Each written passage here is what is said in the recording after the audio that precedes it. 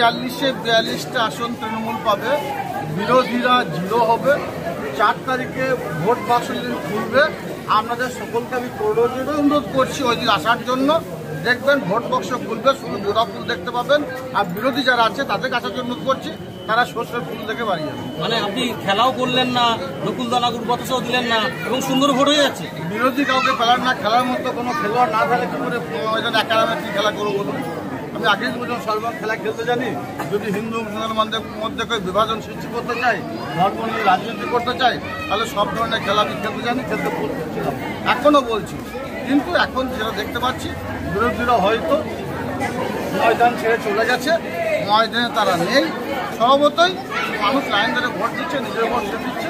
প্রত্যেকটি মানুষকে বলবো গণতান্ত্রিক অধিকার প্রয়োগ করুন। গণতন্ত্র যারা গণতান্ত্রিক হত্যা করতে চাইছে, বাংলাকে যারা অবজ্ঞা অবহেলা করেছে, তাদের বিরুদ্ধে ভোট দিন। মমতা বন্দ্যোপাধ্যায় বাংলা বুকের পক্ষে সংকল্প চালু করে বাড়িতে বাড়িতে পৌঁছে গেছে।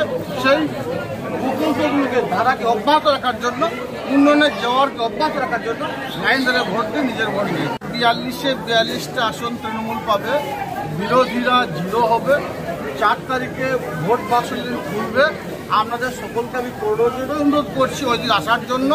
দেখবেন ভোট বাক্স খুলবে, শুধু জোড়া ফুল দেখতে পাবেন। আর বিরোধী যারা আছে তাদের কাছে অনুরোধ করছি, তারা সর্ষের ফুল দেখে বাড়ি যাবে। মানে আপনি খেলাও করলেন না, নকুলদানা গুরুপতাশও দিলেন না এবং সুন্দর ভোট হয়ে যাচ্ছে। বিরোধী কাউকে ফেলার না, খেলার মতো কোনো খেলোয়াড় না থাকলে কি করে একাডেমি কি খেলা করবো বলুন? আমি আগেই বলছিলাম সর্বাঙ্গ খেলা খেলতে জানি। যদি হিন্দু মুসলমানদের মধ্যে কেউ বিভাজন সৃষ্টি করতে চাই, ধর্ম নিয়ে রাজনীতি করতে চাই, তাহলে সব ধরনের খেলা আমি খেলতে জানি, খেলতে বলছিলাম, এখনও বলছি। কিন্তু এখন যেটা দেখতে পাচ্ছি, বিরোধীরা হয়তো ময়দান ছেড়ে চলে গেছে, ময়দানে তারা নেই। স্বভাবতই মানুষ লাইন ধরে ভোট দিচ্ছে, নিজের ভোট সে দিচ্ছে। প্রত্যেকটি মানুষকে বলবো গণতান্ত্রিক অধিকার প্রয়োগ করুন। গণতন্ত্র যারা গণতান্ত্রিক হত্যা করতে চাইছে, বাংলাকে যারা অবজ্ঞা অবহেলা করেছে, তাদের বিরুদ্ধে ভোট দিন। মমতা বন্দ্যোপাধ্যায় বাংলা বুকের পক্ষে সংকল্প চালু করে বাড়িতে বাড়িতে পৌঁছে গেছে। সেই প্রকল্পগুলোকে ধারাকে অব্যাহত রাখার জন্য, উন্নয়নের জোয়ারকে অব্যাহত রাখার জন্য লাইন ধরে ভোট দিন, নিজের ভোট দিন।